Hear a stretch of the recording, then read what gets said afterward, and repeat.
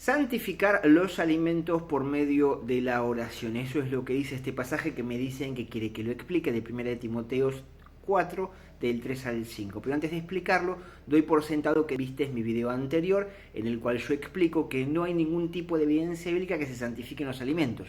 Lo que se santifica es al Padre que nos da los alimentos a través de la tierra. Me deduzco que vos lo vistes, así que avanzamos y tomamos eso como base.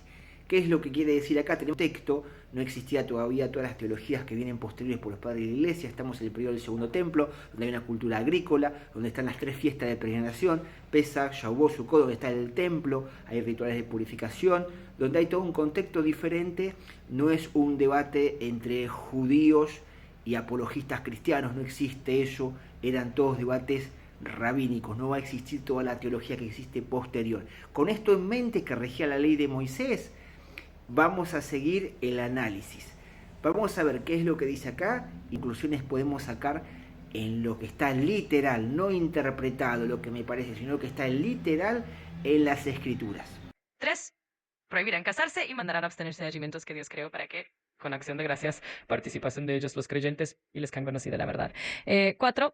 Porque todo lo que Dios creó es bueno y nada es de desecharse si se toma con acción de gracias. 5. Porque por la palabra de Dios y por la oración es santificado. Dice que todo lo que Dios creó es bueno y que con acción de gracias puedo comer lo que quiero. Esa es la interpretación que desprende el cristianismo. Ahora analicemos.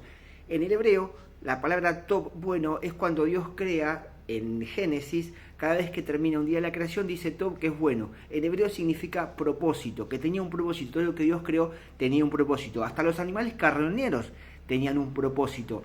El chancho, como el calamar que Dios prohíbe comer, que es una cucaracha de mar, como el águila, que es eran dos animales carroñeros que tienen una función en la naturaleza, pero en el hebreo inmundo se traduce como tamé, o sea, no permitido para el hombre. ¿Por qué no permitido? ¿Perdés la salvación si comés cerdo? No, no se trata de eso, se trata por que Dios quiere que sea un pueblo puro, apartado de las costumbres paganas, y eso también tiene que ver con una consagración espiritual. Es comida, también tiene que ser santa.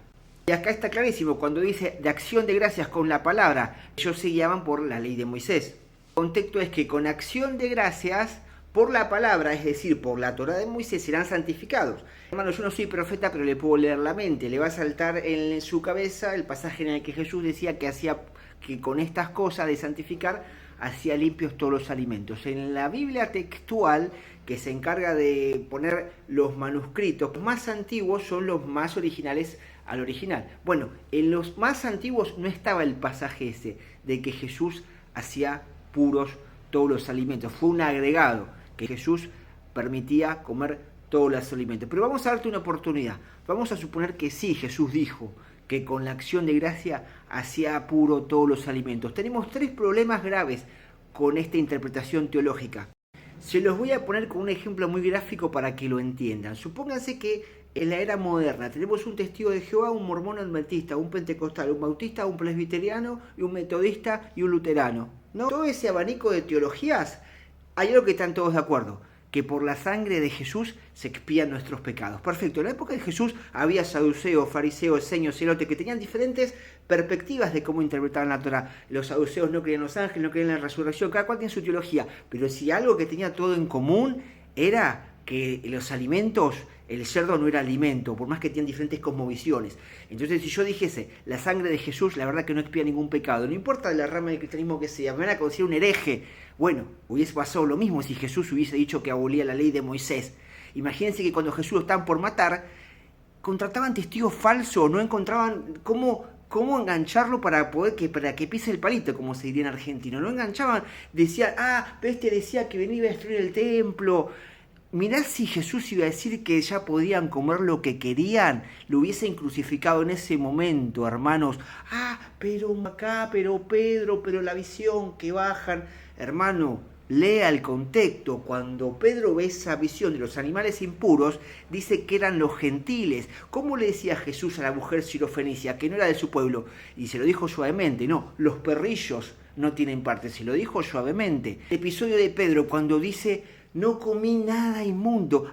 Ahora entiendo que eran los gentiles. Cuando Pedro dice no comí nada inmundo, o Jesús era un mal maestro que no sabía enseñar, o Pedro era un pésimo discípulo, ¿O son la teología cristiana, que son los pésimos maestros y pésimos discípulos? ¿Cómo va a comer algo impuro Pedro cuando más adelante dice que el puerco vuelve a su vómito? Lo dice ahí.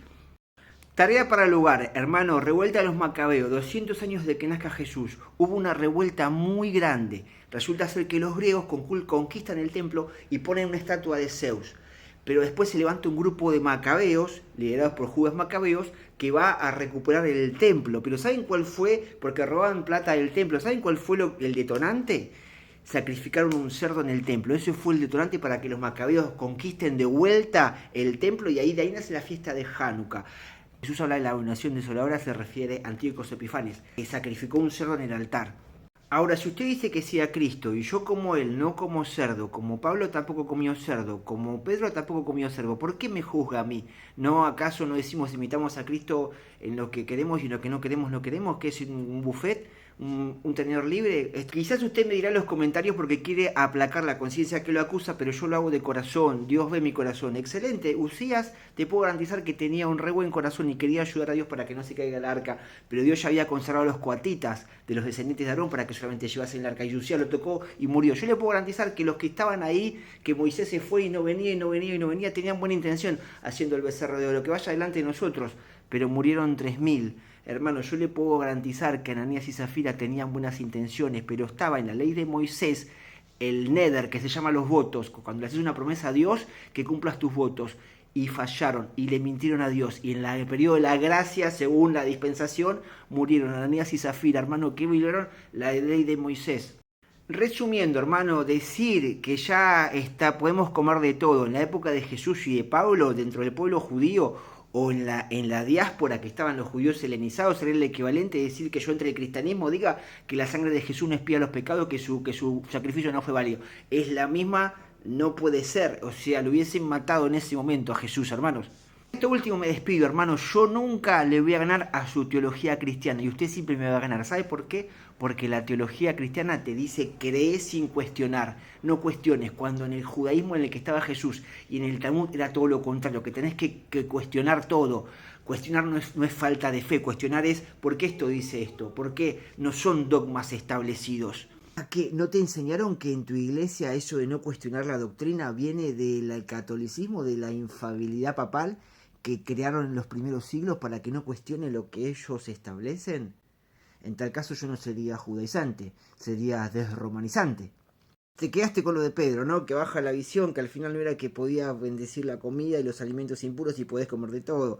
Acá viene el consuelo, hermano, y no te lo voy a dar yo, te lo voy a dar la Torah misma.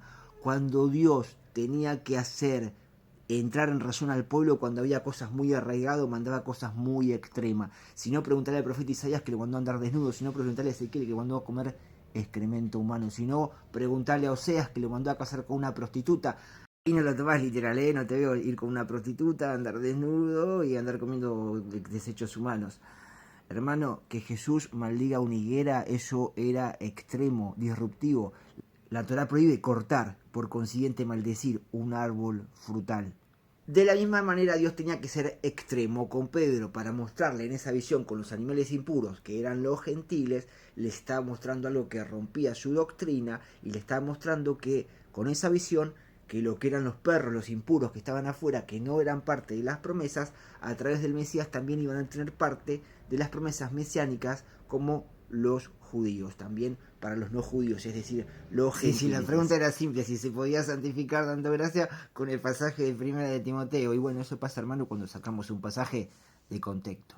Para justificar quizás lo que dice el apóstol Pablo en Filipenses 3:19, que algunos son amantes del vientre. Si en la antigüedad, en la revuelta de los macabeos, el templo se profanó porque sacrificaron un cerdo, y en la escatología teológica cristiana en el futuro, cuando venga el anticristo, va a sacrificar un cerdo en el lugar impuro, y si vos sos el templo del Espíritu Santo, saca tus conclusiones, hermano.